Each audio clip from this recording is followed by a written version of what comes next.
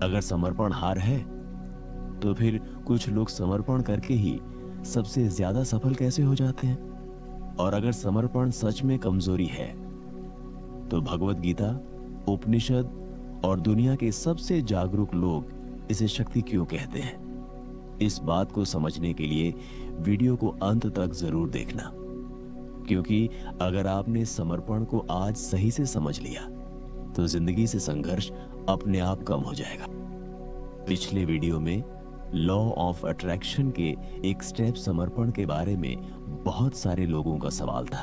अगर हम परिस्थितियों के आगे समर्पण कर देंगे फिर तो ये हार मान लेना हो जाएगा। हम में से बहुत सारे लोग इसी समर्पण को गलत समझकर अपनी किस्मत के दरवाजे बंद कर लेते हैं। समर्पण हार नहीं है, यह आपके जीवन में चमत्कारों का सबसे बड़ा जैविक, आध्यात्मिक और मनोवैज्ञानिक ट्रिगर है और आज आप इसे असली रूप में समझने वाले हैं। समर्पण यह शब्द सुनते ही लोगों के मन में दो तस्वीरें बनती हैं।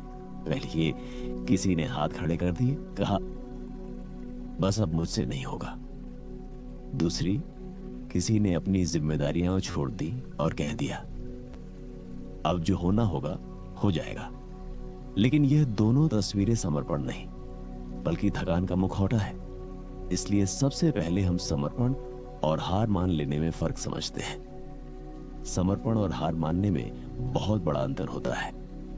हार मान लेना बराबर होता है निराशा के, लो ऊर्जा के, पीड़ित होने की मानसिकता के, जबकि समर्पण बराबर होता है भरोसे के, स्थिर और संतुलित ऊर्जा के, सृजनकर्ता की मानसिकता के हार मानने की अवस्था में व्यक्ति कहता है यह मेरे बस की बात नहीं है। समर्पण की अवस्था में व्यक्ति कहता है बस मैं अपना सर्वश्रेष्ठ करता रहूंगा और ब्रह्मांड को अपना काम करने दूंगा। इन दोनों के फर्क को हम एक उदाहरण से समझेंगे।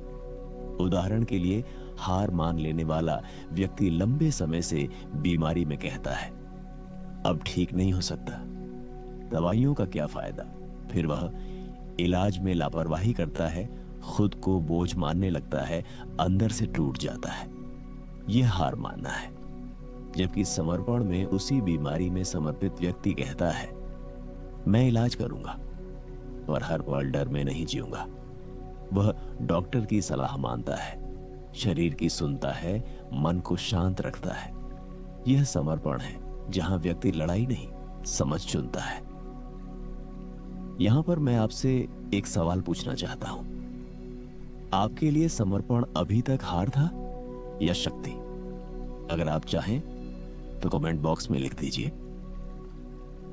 असल समस्या यह है कि हमने समर्पण को हमेशा ही निष्क्रियता से जोड़ा है। हम सोचते हैं कि जो व्यक्ति समर्पण करता है वह कोई काम नहीं करता, परंतु असली समर्पण सक्रियता का सबसे शुद्ध रूप है। समर्पण का अर्थ है मैं अपना सर्वोत्तम प्रयास करूंगा लेकिन परिणाम को अपने अहंकार की कैद में नहीं रखूंगा। मैं नियंत्रण छोड़ दूंगा और कर्म नहीं। बहुत से लोग कहते हैं अगर मैं परिणाम पर फोकस न करूं तो काम क्यों करूं। जैसे कि कोई कहता मैं अपना कोई बिजनेस शुरू करना चाहता हूं ताकि मेरे पास बहुत सारे पैसे हो, मनचाहा समय हो।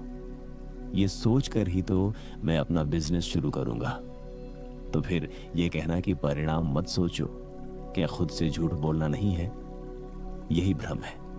यही वह जगह है जहां समर्पण का असली रहस्य छिपा है। समर्पण और परिणाम के बारे में सोचने में क्या फर्क है? मान लो आप कोई बिजनेस शुरू कर रहे हो। आपका उद्देश्य पैसा कमाना, लोगों की मदद करना और अपने जीवन को एक बेहतर भविष्य बनाना है। यह बिल्कुल सही है क्योंकि लक्ष्य होना बहुत ही जरूरी है।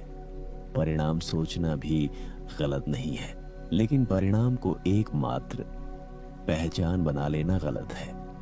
समर्पण कहता है मैं दिशा जानता हूं, मैं पूर्ण मन से प्रयास करूंगा लेकिन मैं ऊर्जा को उस जगह अटका कर नहीं रखूंगा जहां मेरा नियंत्रण नहीं है।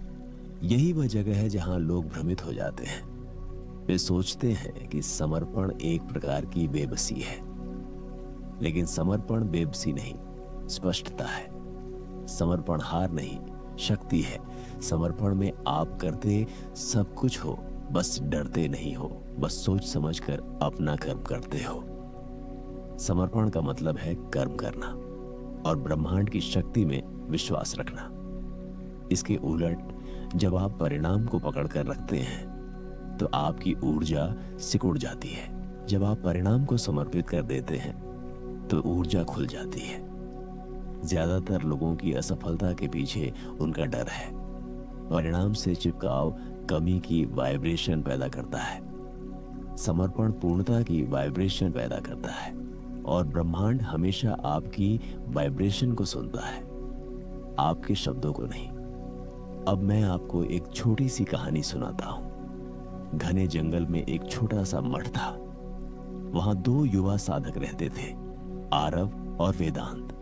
दोनों का सपना था कि वह प्रबुद्ध हो जाए, कि वह दुनिया में रोशनी फैलाए, कि उनका जीवन कुछ बड़ा करे। एक दिन गुरु ने दोनों को एक परीक्षा दी। उन्होंने कहा, रात गहरी होगी, हवा तेज चलेगी, मेरे कमरे के बाहर 2 मोमबत्तियां जलेंगी, लेकिन केवल वही मोमबत्ती सुबह तक जल पाएगी जिसका साधक समर्पण समझता है। रात आई, तेज तूफान आया। आरव ने अपनी मोमबत्ती के आगे हर संभव सुरक्षा रख दी, पत्थर, लकड़ी, अपने हाथ। वह डरा हुआ था। वह बार बार मोमबत्ती को बचा रहा था, बार बार चिंतित हो रहा था। अगर बुझ गई तो मैं हार जाऊंगा। उसकी सारी ऊर्जा संघर्ष में लग रही थी। दूसरी तरफ वेदांत ने मोमबत्ती जलाई।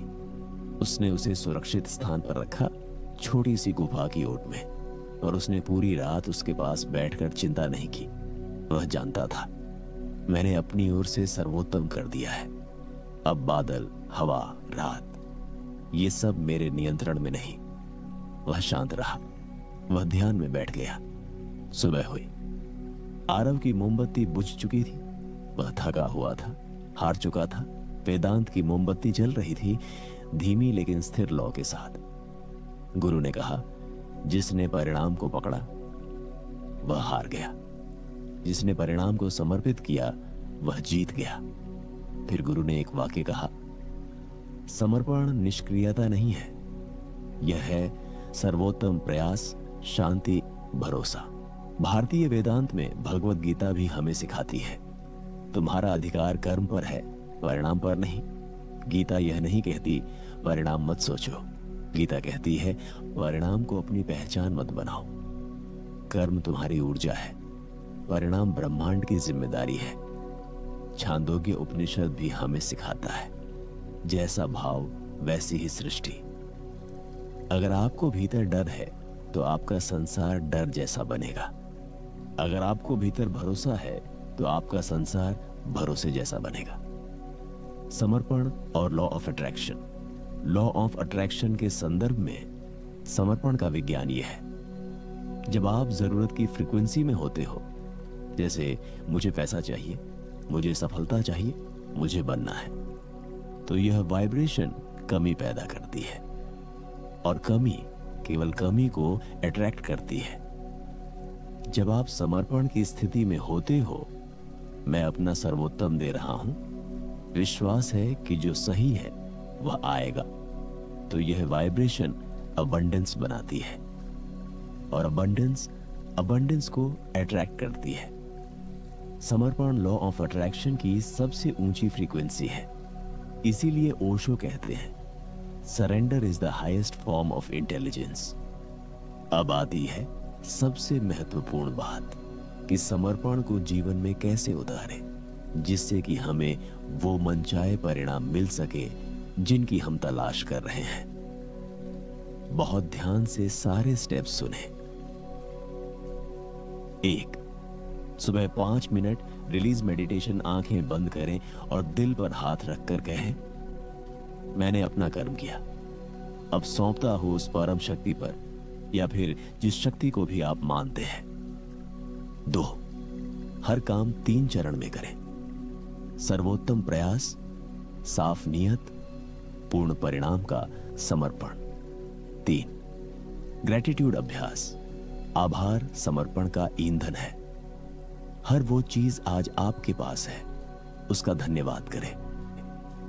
आज आपके पास सर छुपाने को छत है, खाने को खाना है, आपका परिवार आपके साथ है, आप सांसें ले रहे हैं, आपकी आंखें देख पा रही हैं। क्या यह छोटी बात है? 4, अपने लक्ष्य निर्धारित करें, लेकिन रोज उनसे चिपके नहीं। लक्ष्य लिखो, महसूस करो, फिर छोड़ दो। अब हम समझते हैं कि जब आप समर्पित होना सीख जाते हो तो क्या होता है। आपका मन शांत होता है, आपकी ऊर्जा खुलती है, आपकी क्रिएटिविटी बढ़ती है, अवसर अप्रत्याशित जगहों से आने लगते हैं। आप असफलता से नहीं डरते, लोग आपकी ऊर्जा से आकर्षित होते हैं। जीवन आसान हो जाता है और धीरे धीरे समर्पण आपका स्वभाव बन जाता है। अंतिम संदेश समर्पण कोई दार्शनिक शब्द नहीं है, यह जीवन जीने की कला है। यह वह शक्ति है जो संघर्ष को प्रवाह में बदल देती है, डर को भरोसे में, अव्यवस्था को व्यवस्था में और प्रतीक्षा को उपलब्धि में। समर्पण का अर्थ है मैं अपनी पूरी ताकत लगाकर काम करूंगा और हर उस चीज को छोड़ दूंगा जो मेरे नियंत्रण से बाहर है। और यही वह क्षण है जब जीवन आपके लिए काम करना शुरू कर देता है और आप जीवन को समर्पित होकर जीना सीख जाते हैं। अगर आपको लगा कि समर्पण हार नहीं, शक्ति है, तो इस चैनल को सब्सक्राइब कर लीजिए, क्योंकि यहां पर हम जिंदगी को लड़कर नहीं, समझकर जीना सीखते हैं।